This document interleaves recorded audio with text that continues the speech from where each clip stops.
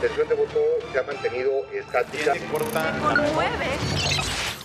Muy buenas noches, yo soy Mónica Garza y esto es Sala de Guerra. Terminamos una semana intensa y en serio conflicto con nuestro vecino del norte, los Estados Unidos, y de cara a la participación de la presidenta de México en la reunión del G7 en Canadá, que comenzará el día de mañana en Alberta. Los intentos diplomáticos por mitigar las tensiones entre el gobierno mexicano y el estadounidense no han cesado, aunque no con los resultados deseados. Las consecuencias económicas para México se ven cada vez más complejas y es parte de nuestro análisis de esta noche. Como también vamos a hablar de los conteos y las incidencias de la elección judicial del pasado 1 de junio, que esta semana arrojaron más información sobre la oscuridad de este ejercicio, así como nuevas muestras de rechazo para sus protagonistas en distintos foros. Vamos a abordar también la inseguridad y la operación del crimen organizado en nuestro país y los grupos delincuenciales que se reorganizan de forma violenta en varias entidades. Vamos a revisar el calendario de audiencias de capos mexicanos detenidos en la Unión Americana, sus negociaciones, sus revelaciones y las posibles consecuencias de este lado de la frontera. Además de la acalorada discusión que nos quedó inconclusa el domingo pasado con legisladores de oposición, se van a volver a reunir hoy aquí en Sala de Guerra. Comenzamos.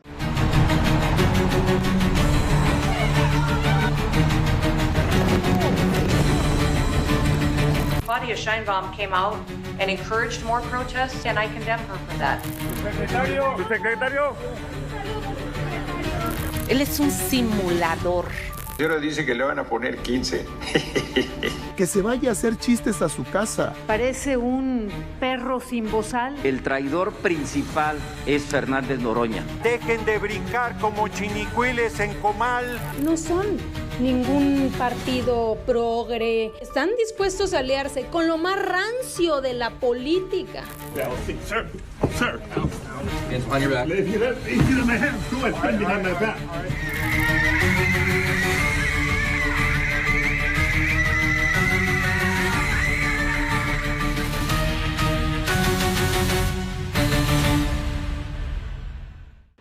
Pues vaya semana, pero sin duda las redadas y manifestaciones en Los Ángeles, California y otras ciudades de Estados Unidos fueron el tema de la semana, no solo por la indignación que causa el trato a migrantes mexicanos, sino también por el conflicto diplomático que generó entre México y los Estados Unidos, después de la acusación de Kristi Noem, secretaria de Seguridad Interna de Estados Unidos, contra la presidenta Claudia Sheinbaum, haciéndola responsable de las manifestaciones violentas allá en la Unión Americana. La respuesta de negando dichas acusaciones y destacando su postura pacífica en torno al derecho a la manifestación. Fue el senador Gerardo Fernández Noroña quien volvió a incendiar la interlocución al criticar de manera burlona la iniciativa del senador Eric Schmidt de aumentar el impuesto a las remesas. Este es el comentario que enfureció al legislador republicano. Es que ya un senador estadounidense ahora dice que le van a poner 15.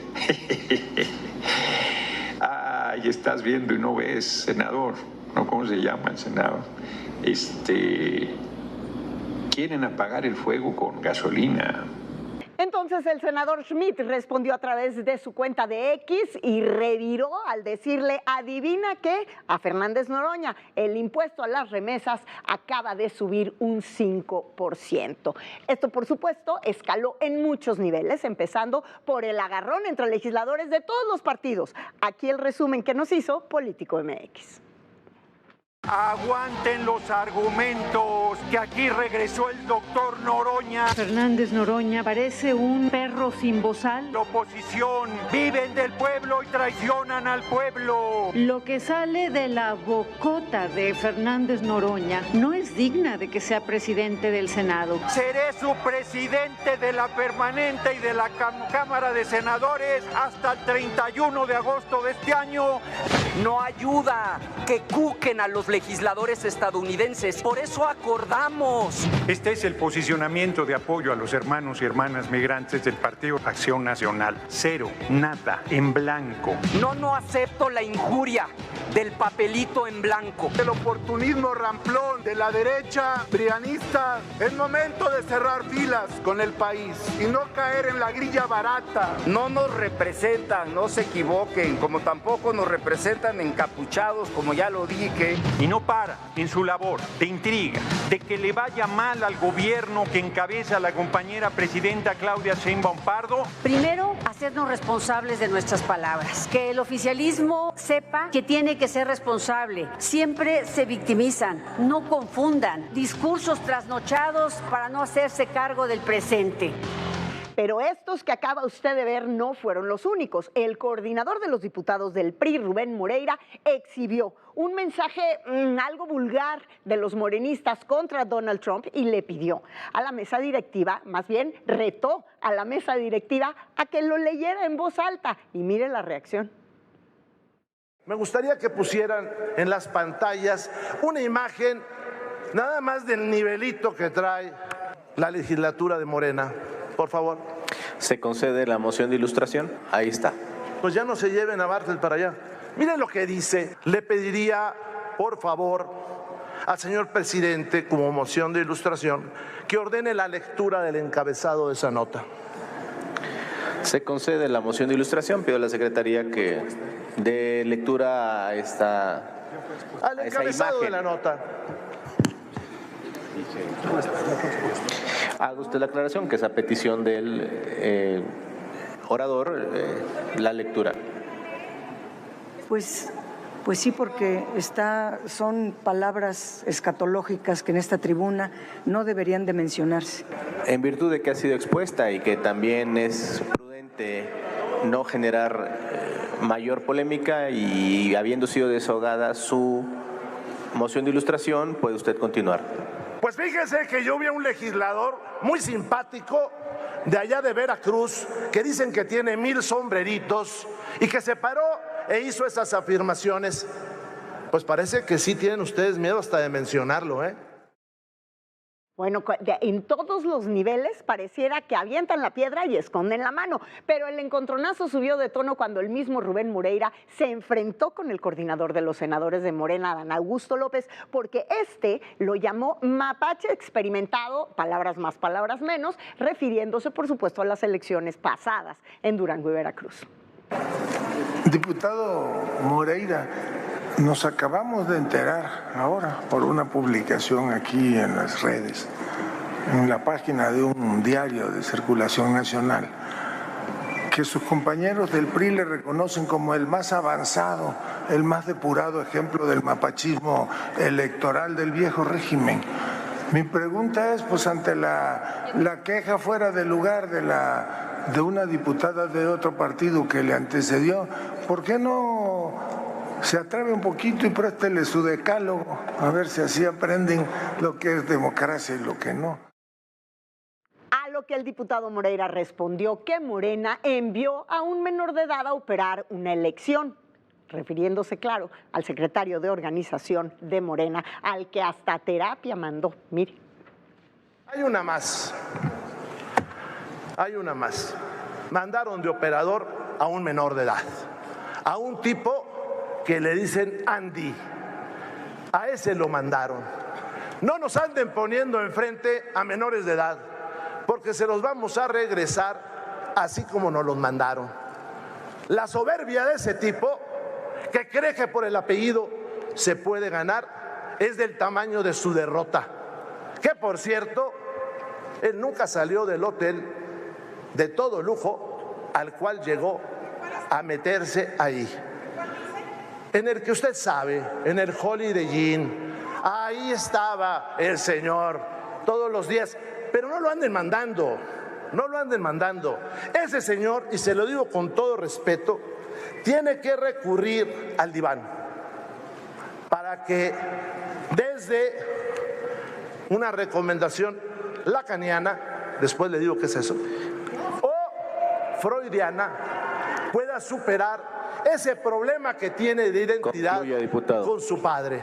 Ese es el problema. Le agradezco mucho. Ayúdenle a México con más presupuesto para los consulados y para los migrantes. Todo lo demás es un discurso hueco, como muchas de sus acciones y de sus ideas.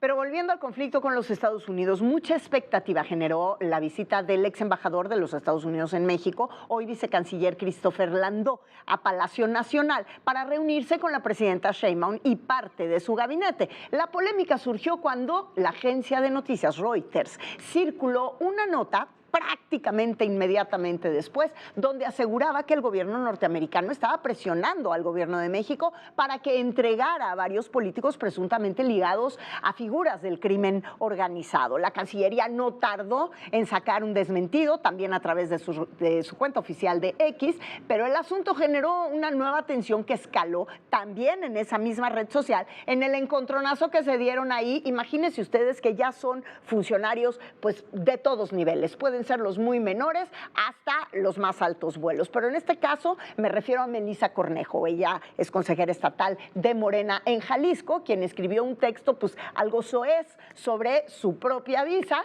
a lo que Landó inmediatamente respondió, anunciándole además que él personalmente había solicitado retirarle a la funcionaria de Morena la visa, pero se había percatado de que ni siquiera la tenía. Así, al día de hoy, Melissa Cornejo se suma a la lista de morenistas a quienes los Estados Unidos les tienen negada la visa, como la gobernadora de Baja California, Marina del Pilar, que fue la primera en la lista junto con su esposo Carlos Torres. En esa lista también está Alberto Granados, alcalde de Matamoros, y esta semana se sumó Óscar Castro, presidente municipal de Puerto Peñasco, Sonora. En este contexto, mañana la presidenta Claudia Sheinbaum va a viajar a la reunión del G7 en Canadá, donde podrá reunirse por primera vez con Donald Trump en territorio neutral. Y para comentarlo, pues le doy la bienvenida a nadie mejor que al editor de la sección de internacionales en el periódico El Economista, Fausto Pretelín. ¿Cómo estás? Hola, gusto en saludarte, Mónica. Buenas noches.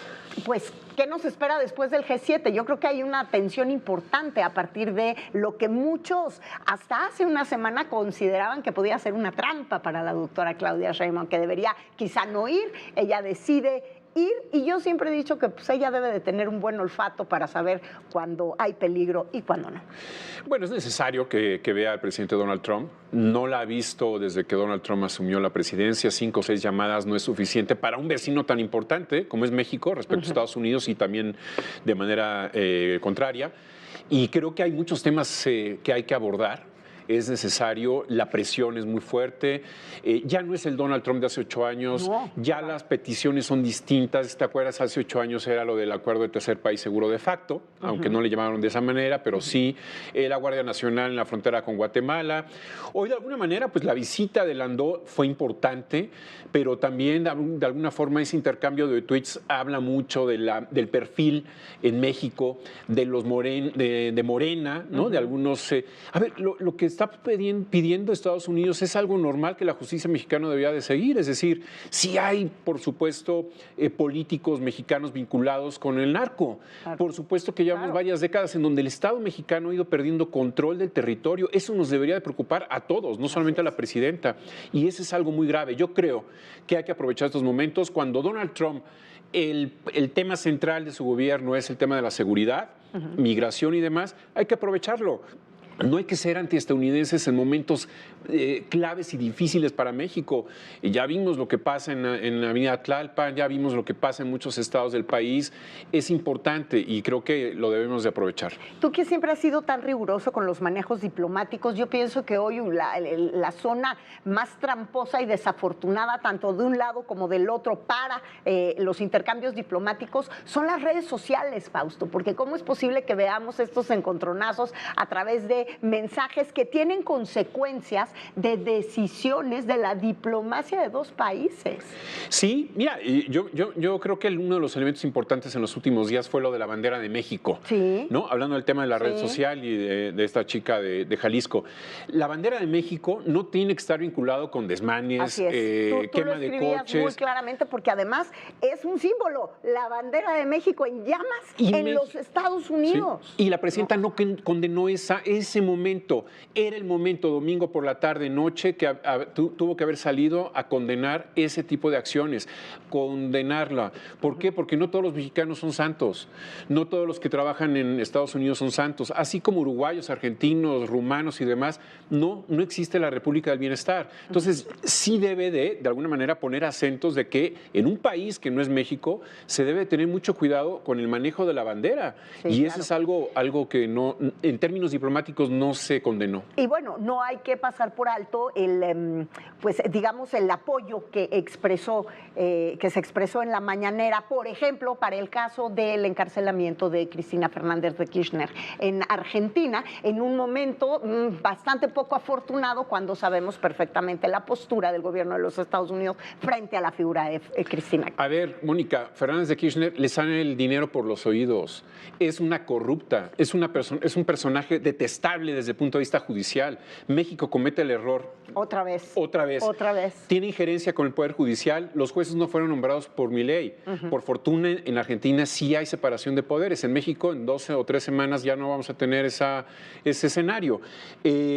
La señora utilizó a Lázaro Báez, que fue el testaferro del esposo Néstor Kirchner, ya estoy. Él fue el que de alguna manera manejó, le decían, es un empresario constructor, no, es un corrupto que lo pusieron ahí, Néstor lo puso ahí para recabar todo el dinero, y lleva 15 años o 20 años robando a la señora Cristina Fernández. Es increíble que el embajador en México, en Buenos Aires, no le esté, bueno, seguramente sí le están mandando los reportes judiciales, la realidad, y en México no le dicen a la presidenta, oiga, no puede defender a insalvables. Dogmáticamente entiendo que pueden defenderse los de izquierda y los de derecha y demás, pero en la realidad... Tampoco debería de sorprendernos, ¿eh? ¿Cuántos insalvables no se defendieron en el sexenio de Andrés Manuel López Obrador? Bueno, también. O si tú fuiste el primero en señalarlo siempre. Evo Morales se le recibió con el abrazo. Él provocó muertos en su país. ¿Cuándo se ha dejado de invitar a Nicolás Maduro a alguna reunión internacional aquí en México, a pesar de todas sus violaciones a los derechos humanos y tener hundido y sometido? ¿Cuándo se ha impedido que Díaz-Canel venga a nuestro país también, por ejemplo? Entonces esto sí es preocupante, porque hay que cuidar de qué lado expresamos que estamos como país. A veces los presidentes se equivocan, que no son personas, son instituciones, y debe de cuidar la presidenta de México, la institución del Estado mexicano en política exterior, que estamos ya no en segunda división, estamos en tercera división, Mónica. Así es. Hay goteras en la Embajada de México en Londres, hay descuidos en la Embajada de México en Berlín, no se dan los cambios, no hay dinero para el menaje, para las mudanzas. Yo conozco embajadores que ya llevan 6, 7 años en el exterior, y funcionarios domésticos, por decir un país X, dicen, oye, ¿cuándo se lo llevan? Ya no lo queremos aquí. Imagínate. O sea, estamos muy mal en términos diplomáticos, solamente que la economía la sentimos en el bolsillo, pero la diplomacia no la sentimos. Ahí está. Pues Fausto Pretelín, como siempre, muchísimas gracias. Buenas noches. Y lo seguimos discutiendo, porque la próxima semana seguramente va a dar mucho de qué hablar. Vamos a pasar al Poder Judicial, donde la polémica de la semana, sin duda, en estos días se la llevó el próximo magistrado del Tribunal de Disciplina Judicial, Bernardo Batis, durante un evento de homenaje, de jubilación de jueces que pertenecen al Consejo de la Judicatura, y cuando le tocó hablar a él, pues fue abuchado e increpado. Así fue el momento. Respeto para mí. Me invitaron aquí y aquí estoy y doy la cara, y lo he dicho muchas veces. Creo que el Poder Judicial necesitaba una reforma. Esa es su opinión. A ver quién me saca. Ya voy a terminar y voy a decirles lo que he dicho y he firmado en mis artículos. ¡Fuera! No me voy a retirar. Si no me hubieran invitado, no me invitaron. Yo no vine si no hubiera habido invitación. En contraste, la ministra presidenta Norma Piña pues fue aplaudida con la arenga "Juez imparcial es de carrera judicial".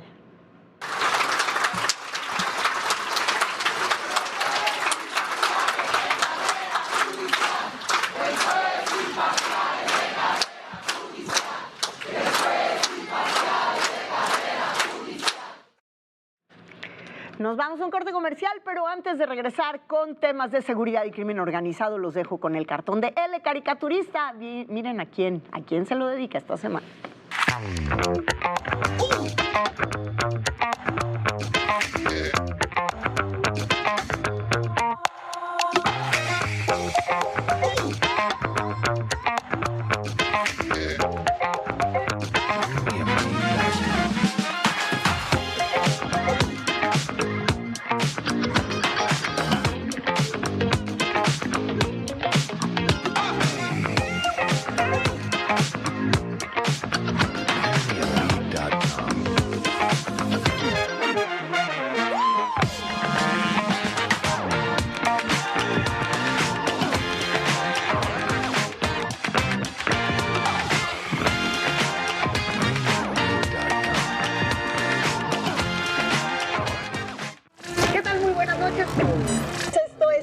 De guerra. Para soportar el apoyo del sol. Se movieron los números. El marketing político.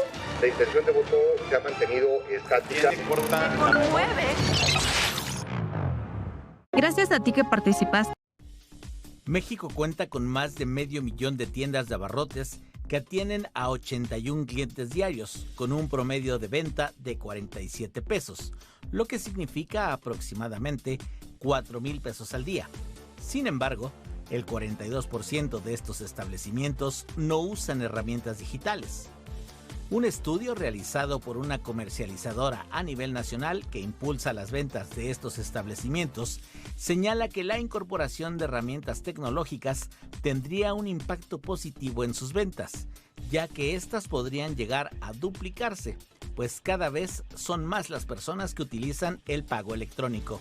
Sin embargo, aún es necesario realizar un ejercicio de concientización entre los propietarios, pues aún existe cierto rechazo a la idea de incluir elementos tecnológicos en sus operaciones de rutina. Las herramientas digitales que estos establecimientos pueden incorporar van desde una cámara de seguridad, terminales para cobro para soportar el apoyo del sol. Se movieron los números. El marketing político. La intención de voto se ha mantenido estática. Gracias por continuar con nosotros y vamos a entrarle al tema de la violencia y del crimen organizado en México. Y es que muchas cosas pueden moverse a partir de lo que suceda en las audiencias en cortes de los Estados Unidos, porque entre junio y septiembre al menos 8 narcotraficantes mexicanos van a comparecer ante jueces de los Estados Unidos. El 9 de julio, Ovidio Guzmán López, hijo del Chapo Guzmán, se va a presentar ante la Corte Federal del Distrito Norte de Illinois. Su defensa acordó con la Fiscalía una declaración de culpabilidad por los cargos de narcotráfico, conspiración para lavar dinero y portación de armas de fuego. Lo que no se sabe todavía es a cambio de qué los beneficios que ofrecieron por parte de la autoridad estadounidense para esta declaración de culpabilidad. 6 días después de esta audiencia, el 15 de julio, Joaquín Guzmán López, hermano de Ovidio, acusado de 8 cargos relacionados con narcotráfico y lavado de dinero, va a comparecer también en Chicago. La Fiscalía ya aceptó no pedir la pena de muerte a cambio de que se declare culpable. La próxima audiencia de Ismael El Mayo Zambada, por otro lado, va a ser el 25 de agosto, tras la decisión del juez Brian Cogan en Nueva York de aplazarla debido a que se sigue negociando su declaración de culpabilidad. Y todo esto podría reconfigurar el mapa criminal en nuestro país, donde el verdadero impacto se va a medir sobre lo que estos narcotraficantes estén dispuestos a revelar. Claro, con nombres y apellidos. Para ampliar el tema, me enlazo con el periodista experto en materia, Luis Chaparro, director editorial del portal Pie de Nota. Muchísimas gracias, Luis. Muy buenas noches. Mónica, ¿qué tal? Muy buenas noches. Gracias por tenerme aquí en tu espacio. Al contrario, Luis, pues esa es la primera pregunta que se lanza. Claramente, la reorganización de los grupos delincuenciales, pues la hemos estado viendo de distintas formas. La violencia que no cede en Sinaloa y muchos puntos que nos dan color a propósito de cuál es la influencia y la intromisión del crimen organizado en otras áreas de la política. pero después de estas audiencias importantísimas que vamos a ver en los siguientes mes y medio, 2 meses, también hay una reconfiguración. Definitivamente, Mónica, como bien lo dices, en los siguientes 2 meses, es decir, de julio a agosto, va a haber una completa reconfiguración del crimen organizado en México, más particularmente dentro del cártel de Sinaloa, pero también afectando a otras organizaciones criminales. Hemos hablado también de las alianzas que estaría haciendo el cártel de Sinaloa, o al menos una de sus facciones, con otro de los principales grupos criminales en México, como el cártel Jalisco Nueva Generación. Una alianza que por mucho tiempo se mantuvo oculta, se intentó desmentir, pero que hoy por hoy es una realidad. Están los parches, están las muestras, están los hombres de Jalisco ya en Sinaloa, y que también va a tener consecuencia en el ámbito de la política. En México no es, no es de que nadie sepa que los políticos hoy por hoy piden apoyo, recursos, dinero, movilización de personas a grupos del crimen organizado como los Chapitos o como el Mayo Zambada. Brian Cogan, por ejemplo, en el caso del Mayo Zambada, pues no habría dado este tiempo que le solicitaba la defensa del Mayo Zambada de no saber, quizá, que existe ya alguna revelación importante que les pueda llevar hacia ciertas figuras en México. Definitivamente también hay que recordar que ya se empiezan a ver los beneficios que están obteniendo, particularmente los Chapitos del lado del Mayo Zambada. Creo que todavía están las negociaciones, se acaba de mover o de aplazar el juicio del Mayo Zambada, digamos la presentación a corte, por una semana. Se estuvo aplazando por varios meses la de los Chapitos, particularmente la de Joaquín y la de Ovidio, porque también hay que decirlo, el secuestro del Mayo Zambada, dirigido por una de las agencias federales estadounidenses más grandes, como lo es Homeland Security Investigations, utilizó a Joaquín Guzmán y le prometió beneficios, entre ellos traerse 17 miembros de la familia a un lugar seguro, y te lo pongo entre comillas, se los llevaron a Estados Unidos. Nosotros lo revelamos ahí en el portal Pie de Nota, y esos serían apenas unos de los beneficios visibles, los que estamos viendo, que estarían obteniendo ya los Chapitos. ¿A cambio de qué? Esa es la interrogante mayor.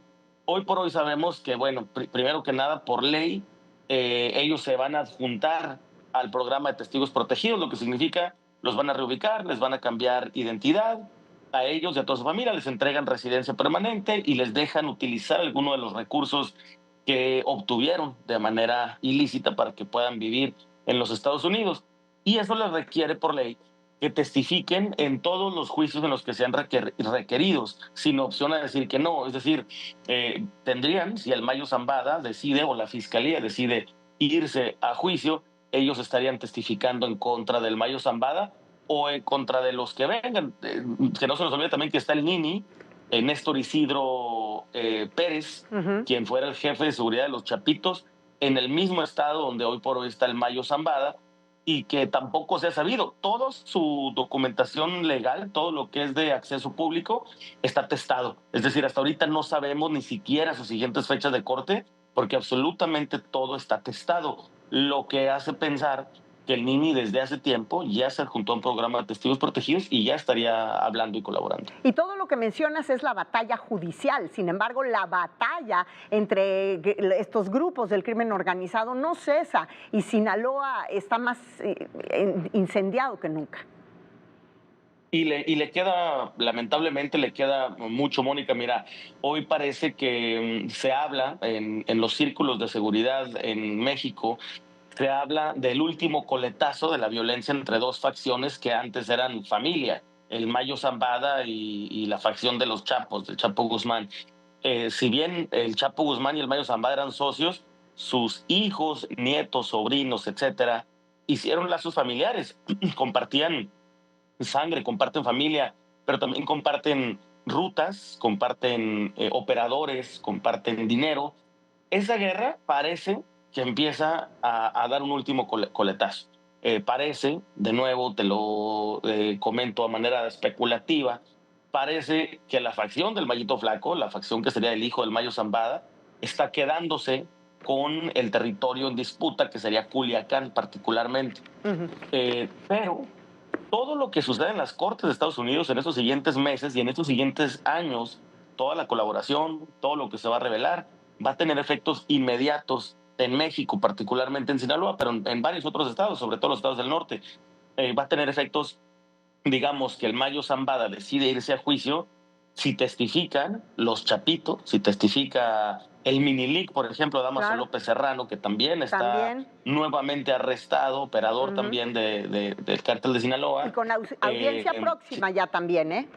Y con una audiencia próxima ya de sentencia. Así es. Acaba de ser el mes pasado la audiencia de declaración de culpabilidad, donde se declaró culpable de todos los cargos y ahora viene su sentencia. Entonces, digamos que todo lo que se revele en estas siguientes audiencias va a tener efecto inmediato. Mucho por eso Ovidio y Joaquín sacaron a 17 miembros de su familia de México. Saben que en cuanto empiecen a hablar, en cuanto empiecen a testificar, lo primero que va a hacer la facción contraria, la del Mayo Zambada, es irse contra las familias, las esposas, los hijos, los primos, sobrinos, etcétera, para, pues, bueno, se está dando en Estados Unidos. Pues ahí está. Pues Luis Chaparro, como siempre, es muy interesante seguir todo tu análisis a través de las redes sociales, a través del portal que diriges. Te agradezco muchísimo estos minutos en Sala de Guerra y seguramente para las próximas semanas, luego de estas audiencias, ojalá que podamos seguir conversando. Con todo gusto, Mónica, muchas gracias y qué honor que me hayas tomado en cuenta para estar en tu espacio. Gracias, muy buenas noches. Ahora pasemos a temas económicos, porque esta semana se dio a conocer que la inflación en nuestro país llegó al 4.42%, nuevamente se sale del rango estimado por el Banco de México. Hay datos muy preocupantes. Por ejemplo, el aumento del precio en algo tan simple: frutas, verduras y productos pecuarios. La carne de cerdo, la carne de res, en fin, en un 2.8% mensual registrado nada más en el mes de mayo. Esto significa, pues, una consecuencia muy grave, notable, además, en el bolsillo, en el suyo, en el mío, en el de todos los ciudadanos mexicanos, con el simple acto de ir al supermercado y ver cómo nuestro presupuesto alcanza cada vez menos. Por eso recibo con mucho gusto a Luis Miguel González, director del diario El Economista, para profundizar en este tema. ¿Cómo estás, Luis Miguel? Con gusto estar acá, muy buen día. Fíjate que en los pequeños detalles se notan los grandes problemas. Entonces, este aumento del 2.8% en cosas tan básicas como frutas, verduras, carne, pues ya nos está hablando del tamaño de problema que tenemos enfrente, ¿no? Sí, cuando hablamos de inflación, yo debo confesar que estoy pensando en una señora que me está escuchando y va a decir: ¿ustedes creen que es nomás 4.42 lo que yo me encuentro en el súper? Exacto. Háganme la buena. Y parte del tema de la inflación se construye a partir de muchos bienes, servicios que construyen una especie de canasta imaginaria. Cuando vemos los datos de inflación en alimentos, la inflación anualizada, por ejemplo, carne, pollo y carne de res está en 12 y 16% respectivamente. ¿Qué es lo que ocurre? Algunos de los alimentos que simbolizan mejor, diría un nutriólogo, el consumo de proteínas, pero desde el punto de vista de un hogar, vamos a decir que es estos alimentos que están en la frontera de puedo o no puedo comer carne todos los días. Imagínate. Prende los focos. El 4.42 le preocupa a los economistas, preocupa a los técnicos, porque significa que el Banco de México no está haciendo la chamba. El precio de algunos productos, en particular frutas, verduras, carne, preocupa porque es probablemente el indicador más sensible, la correa de transmisión de la macroeconomía a las finanzas del hogar. Por eso, literalmente, por eso podemos decir es mala noticia, independientemente de qué punto estés. Porque además la perspectiva no es a la baja de esta situación, sino al incremento de otros precios en otros productos y con la situación que estamos viviendo, además, con uno de nuestros principales socios comerciales, exportadores hacia México, de muchas de las cosas que compramos todos los días, pues empeora la situación. Con el tema del campo o productos del campo alimenticios, yo diría que hay muchos de las vamos a decir, las cosas que funcionan en nuestra sociedad y nuestra economía que impactan ahí. Vamos a hablar de narcoinflación, cuando en algunos precios hay un sobrecosto que tiene que ver con noticias de extorsión que oímos en Guerrero, en Michoacán. Es decir, cuando una parte del sobrecosto es la tajada que se llevó el malandro, uno dice, esto no es un asunto de economía, sino de seguridad pública. Luego tienes esto de buena parte de nuestra canasta de alimentos es importada. Depende del tipo de cambio o incluso de la producción en otros lados del mundo. Todo eso cuenta. Entonces uno diría, qué complicado al final es que llegue un plátano, una manzana, un huevo a nuestra mesa y qué cosas literalmente hacen que llegue o no llegue, o que llegue barato o llegue caro. Y tocas un tema medular ya para terminar, que sería el tipo de cambio, porque estamos viviendo un espejismo, yo de pronto lo veo así, un espejismo que al día de hoy puede cambiar radicalmente mañana lunes con el tema de el ataque de Estados Unidos con Irán. Se cayeron las bolsas el viernes, empezó a considerarse, según mercados internacionales, al dólar como una moneda de refugio, dicho de alguna manera, y esto puede cambiar considerablemente para el tipo de cambio mexicano a partir de mañana.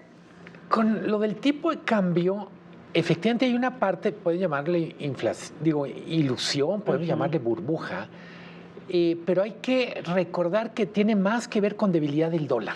Sí, por eso, pero se fortaleció el dólar la semana pasada. Vamos a ver que el tipo de cambio va a estarse moviendo de manera errática para arriba y para abajo. Arrancamos el año a 20.65. Sí. Ahorita estamos un poquito arriba de 19. 19.5. Y muy probablemente con los días empecemos a incorporar el tipo de cambio, cómo va la guerra o las hostilidades entre Israel e Irán, pero también cómo van otras variables, por ejemplo, qué pasa con el presupuesto de Donald Trump, qué pasa con nuestra propia reforma judicial, me refiero en los próximos que meses. ese es otro tema, tema de la consecuencia de la reforma judicial con la inversión extranjera, la vamos a empezar a ver una vez que se comience a aplicar la ley judicial nueva, ¿no? Sí, totalmente. Pasa mucho con el tipo de cambio. Personas de más edad que nos oyen dicen, uy, es que es el 76, el 82, el 94. Yo digo, el país es muy diferente en la forma en que funciona el mercado de divisas y en la forma en que funciona la economía mexicana. Sí, claro. La gran fortaleza de México es que produce divisas a pasto. O sea, produce con remesas, produce con turismo, produce con exportaciones manufactureras, ya no produce con exportaciones petroleras.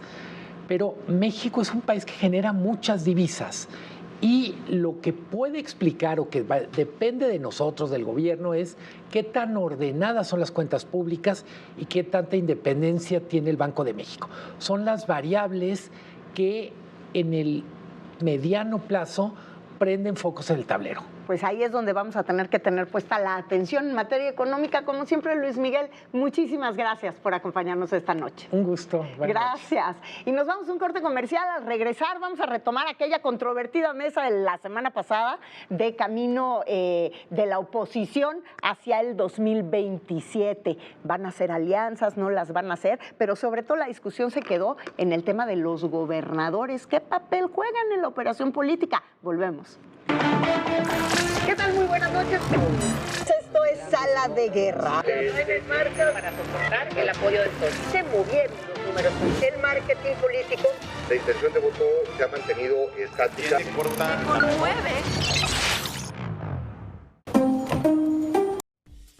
México cuenta con más de 500,000 de tiendas de abarrotes que atienden a 81 clientes diarios, con un promedio de venta de 47 pesos, lo que significa aproximadamente 4,000 pesos al día.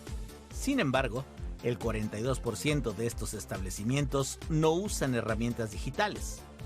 Un estudio realizado por una comercializadora a nivel nacional que impulsa las ventas de estos establecimientos señala que la incorporación de herramientas tecnológicas tendría un impacto positivo en sus ventas, ya que éstas podrían llegar a duplicarse, pues cada vez son más las personas que utilizan el pago electrónico. Sin embargo, aún es necesario realizar un ejercicio de concientización entre los propietarios, pues aún existe cierto rechazo a la idea de incluir elementos tecnológicos en sus operaciones de rutina. Las herramientas digitales que estos establecimientos pueden incorporar van desde una cámara de seguridad, terminales para cobro con tarjeta, cobro de servicios o bien poder dar tickets y facturas. Algunas de las ventajas al digitalizar las tienditas son mayor alcance y visibilidad, aumento de ventas, mejora en la interacción con clientes y acceso a nuevos mercados. En suma, la digitalización puede ayudar a las tienditas de la esquina a mantenerse competitivas y alcanzar nuevos clientes. Para ADN 40, Fuerza Informativa Azteca. Un espacio informativo hecho a tu medida, con toda la información que es tendencia y las noticias de última hora. ADN 40.mx Noticias, con Claudia Echeverry. Hola, ¿qué tal? Buenos días. Sábado y domingo, a las 8 de la mañana, por ADN 40. Un holograma de una trabajadora sexual acecha el barrio rojo de Ámsterdam.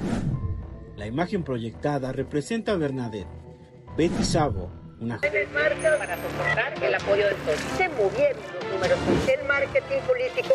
La intención de voto se ha mantenido estática. Muchas gracias por continuar con nosotros. Y bueno, pues la semana pasada tuvimos un acalorado debate entre tres legisladores que dejaron pendiente un tema, y fue el papel que jugaron los gobernadores en la operación de las distintas elecciones del pasado 1 de junio, particularmente en Veracruz y Durango. Y por ende, ¿qué papel es que van a jugar los gobernadores también en la gran elección interna que nos espera en el 2027? ¿Hasta dónde pueden intervenir? ¿Qué dice el INE al respecto? Le doy la bienvenida entonces nuevamente a Carolina Villano, senadora del Revolucionario Institucional. Bienvenida, Caro. Gracias, qué gusto. Gracias, Federico Doring, diputado federal del Partido Acción Nacional. Buenas noches. Buenas noches. Y Juan Zavala, diputado federal por Movimiento Ciudadano. Bienvenido, Juan. Pues aquí el tiro se terminó dando entre Movimiento Ciudadano y Acción Nacional en voz de ustedes dos. Y tú, Caro, pues claramente hablabas y ponías sobre la mesa ya el 2027 y la probable alianza, para muchos imperdonable o inadmisible, entre Movimiento Ciudadano y el Partido Acción Nacional. Pero lo que hablábamos es la intervención de los gobernadores en la pasada elección y la que puede venir en el 2027. ¿Qué papel están jugando como operadores políticos? Empiezo contigo, Juan. Sí, mira, yo quisiera hacer una reflexión que creo que va un poco más allá, en el sentido de que, mira, Samuel García es un gobernador que hoy está concentrado en sacar el Mundial. Hace 5 días anunció que estamos a un año del Mundial 2026 y está concentrado en que sea pues un Mundial exitoso, por lo menos en lo que respecta a Monterrey. Pero en esta semana que ha transcurrido, desde que estuvimos aquí la última vez, ha habido una narrativa de varias personas cercanas al gobierno, al régimen, las vocerías del régimen, que ahora le echan la culpa a la oposición, así en general, de lo que ocurrió con la reforma judicial. Y yo creo que esa es una narrativa que simplemente no se puede aceptar. O sea, cuando ellos dicen, es que llamaron a no votar, es que no asumieron su papel de entonces meterse a la reforma judicial, yo creo que esa es una cosa que no podemos aceptar y que sí, por lo menos desde Movimiento Ciudadano, sí tenemos que condenar de manera muy clara, Mónica, porque no puede ser que en un país donde este régimen ganó con más del 50% del voto, tiene las 2 cámaras del Congreso de la Unión, terminaron comprando a senadores de oposición para poder pasar esta reforma, que estábamos Federico y yo en ese gimnasio de madrugada, donde no se podían ni acreditar los diputados, no había una manera de verificar su identidad. Si llegabas tú y decías, soy la diputada X de cualquier partido, entonces te pasaban lista en automático. Entonces, esta reforma ha sido un fraude de principio a fin. Nos han mandado los nombres, el Comité del Poder Legislativo, 6 horas antes de votarlos en el Pleno a las 11 de la mañana. A las 5 de la mañana nos mandan una lista con 3,000 nombres y nos dicen, a ver qué opinan, si tienen observaciones. No pudimos ni siquiera verificar si se cumplía la paridad, si se estaban respetando a las personas que estaban en funciones, en fin. Y bueno, luego, para no hablar de los 25 gobiernos estatales que tienen, la mayoría de los congresos estatales dentro de esos 25 estados.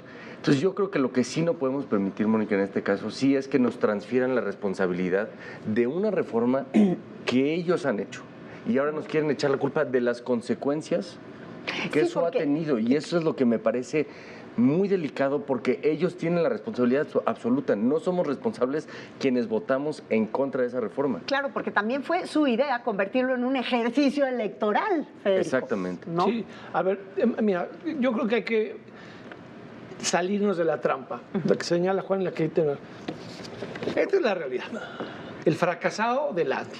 Lo mandamos al cesto de la basura, al tercer lugar. Como dice Rubén Moreira, pues mandaron un alumno de kinder a medirse con posgrado y pues le dimos lo que merece. ¿Qué debemos de hacer? Yo retomo las palabras de Carolina. No necesitamos traidores, no queremos Judas electorales. Yo lo que esperaría de todos nuestros gobernadores, los de MC, los del PRI, los del PAN, es lo que pasó con Esteban, ¿no? Que lo fueron a cucar, los mandó al diablo, le quisieron imponer al ejército, los mandó al diablo, porque este es el oficio del jefe de zona militar, que se quería meter al recuento de votos. Y eso hay que decirlo porque en Veracruz se lo han hecho a MC, se lo hicieron al PAN, a Marijose Gamboa, le quisieron robar boletas electorales, a ellos les quisieron robar el triunfo de Poza Rica y Papantla. Esas respuestas del régimen las tenemos que tener en tesitura. A mí hay una cosa que me preocupa muchísimo. En toda esta farsa judicial, Mónica, el INE brilló por su ausencia y el Tribunal Electoral también, y las fiscalías de delitos electorales. Bueno, aquí hay macetas que sirven más que esas fiscalías. Ahora en la Cámara, esta mayoría artificial de Morena les va a dar 3 nuevos consejeros en el INE. Así que las votaciones del INE que se ganan por 1 o 2 votos se van a volver completamente morenizadas.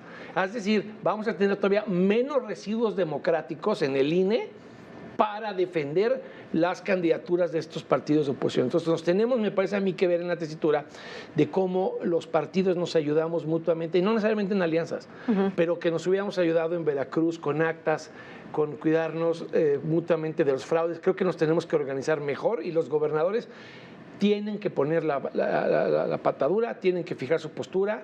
Yo traje algunos resultados para comentar en otra intervención, pero si los gobernadores hacen lo suyo y los partidos hacemos lo nuestro, ellos son muy vencibles. Y sobre todo si los gobernadores de muy distintos partidos se mantienen en los partidos por los que fueron votados. Caro, tú lo pusiste muy bien sobre la mesa y bueno, pues hemos visto, pero sí, hemos visto tal cual y las acusaciones de gobernadores entreguistas, villamelones, traicioneros. Está tú lo mencionabas directamente con el gobernador de Hidalgo, pero también hay señalamientos con el gobernador de Yucatán. También hay señalamientos para el gobernador de Oaxaca. No, aquí también traicionó el de Quintana Roo del PAN, hay que decirlo. También se vendió por una embajada. Carlos. Mira, creo que el papel de los gobernadores, yo por eso destaqué el papel de Villegas, de Esteban Villegas, porque resistió tener ahí todos los días, durante meses, a Andy, el hijo de López, tener al ejército ahí permanentemente, recibir todo el tiempo la invitación de, oye, ven con nosotros, vamos a ayudarte, tienes impunidad si quieres cometer algún delito, si algo sale mal, nosotros vamos a estar. Es decir, esta parte de hacer, este régimen lo que hace es, en lugar de llevar a la cárcel a quien la debe, los hace embajadores. Nos han criticado a nosotros de muchas cosas, sin embargo, los gobernadores que están en la cárcel, los llevó a la cárcel el PRI. Y quien ha negociado con muchos de ellos, incluso desde la cárcel, para ayudar a ganar sus elecciones, fue López Obrador. Entonces, para mí es importante el papel, porque en el caso de Durango destacaría eso, que resistió, y no quiero decir que hizo su trabajo a favor del partido, pero también hacerse la vista gorda para que los otros hicieran lo propio, como le hicieron muchos gobernadores, para que hicieran trampa, él no lo permitió.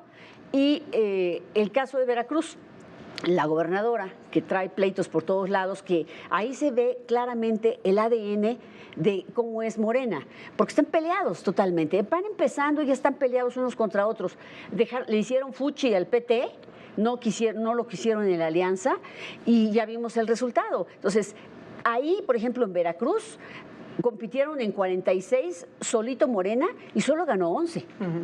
El caso de Durango compitieron en no me acuerdo cuántos municipios, pero solo ganaron uno solito, porque los demás, incluso donde fueron juntos los tres, quedaron en tercer lugar. El caso más claro es el de la capital. Y yo me regresaría un poquito a lo de Juan. Cuando Juan señalaba que nos han echado la culpa de que no fueron a votar porque la oposición los convocó tal cual. Es contradictorio. La presidenta dice que nadie nos hace caso, que no somos una oposición, que no servimos para nada. Los periodistas también nos atacan diciendo que no hay oposición. Sí, los periodistas también dicen que no hay oposición. Los periodistas deberían saber, a ustedes los matan y a 30, por lo menos alrededor de 30 o más, los han quitado de sus puestos porque dicen cosas incómodas para el régimen.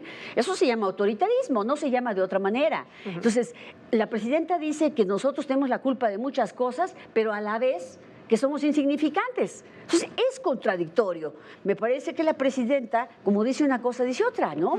Y debería cuidar mejor sus palabras porque nos mete problemas diplomáticos. Fue muy revelador la elección pasada en todo sentido, tanto la judicial como las locales en Durango y Veracruz, porque hablábamos de alianzas que se rompen y alianzas que van a venir a futuro.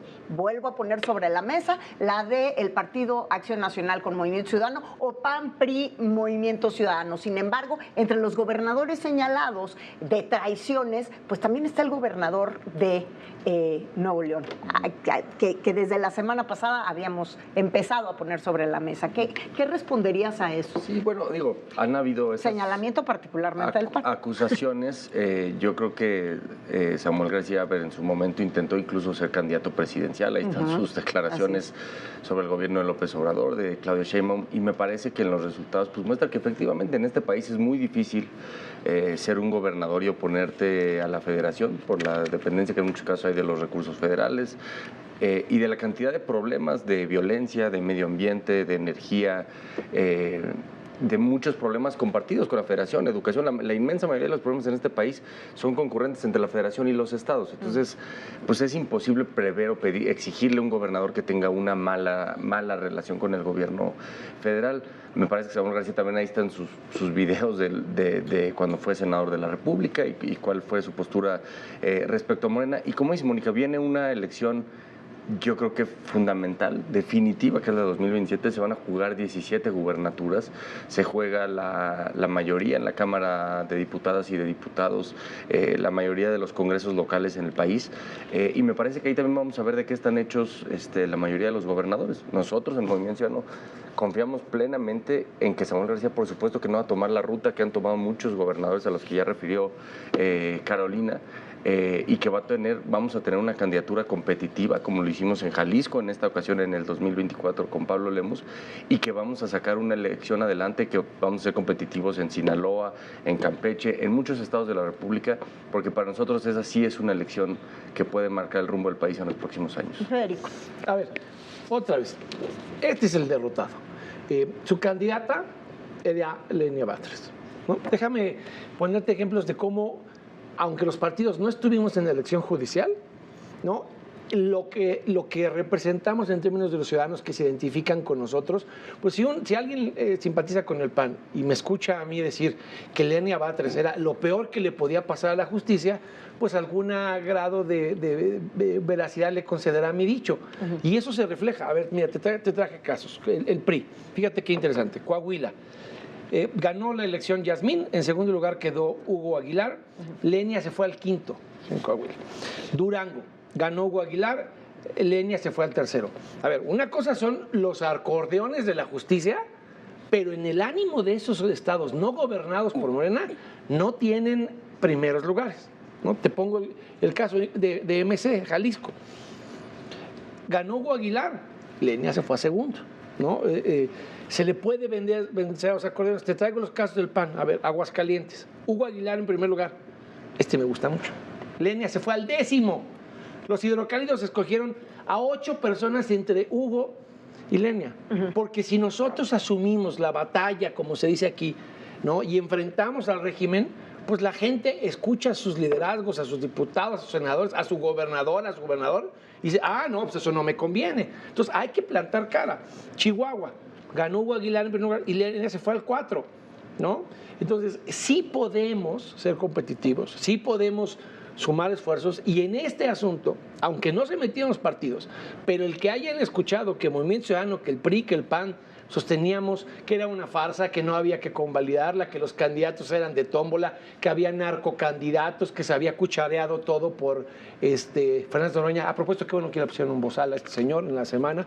Eso se refleja en las urnas y nosotros lo que quisiéramos es pues que fuéramos todos juntos y que este tipo de resultados se vieran en todos los estados que gobernamos, porque no podemos nosotros ir a la contienda a partir del miedo. ¿Y qué tan posible es que fueran todos juntos? Esto es para los dos.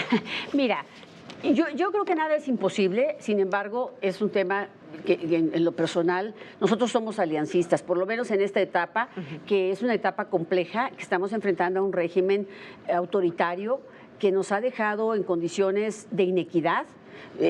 Si repiten lo que hicieron en Papantla con MC en todo el país, pues estamos perdidos. Entonces sí necesitamos entender que el riesgo lo tenemos todos. Ahora que Juan hablaba de cómo ha sido el papel del gobernador Samuel, yo te diría que es el momento de decir, el federalismo es importante, tan es importante que veamos lo que pasa hoy en Estados Unidos. El gobernador de Los Ángeles es de otro partido, como la alcaldesa, distinto de Trump. Y eso ha sido una contención, ¿no? Pero el gobernador sale y no tiene miedo, porque sabe que la Constitución sigue vigente y que defiende sus derechos y que están ahí constitucionalmente. Y la gente se siente respaldada por él contra Trump, que claro, eso es lo importante. Claro, ahora, ese es el tema donde los gobernadores empiezan a tener miedo. ¿Por qué? ¿Por qué tienen miedo?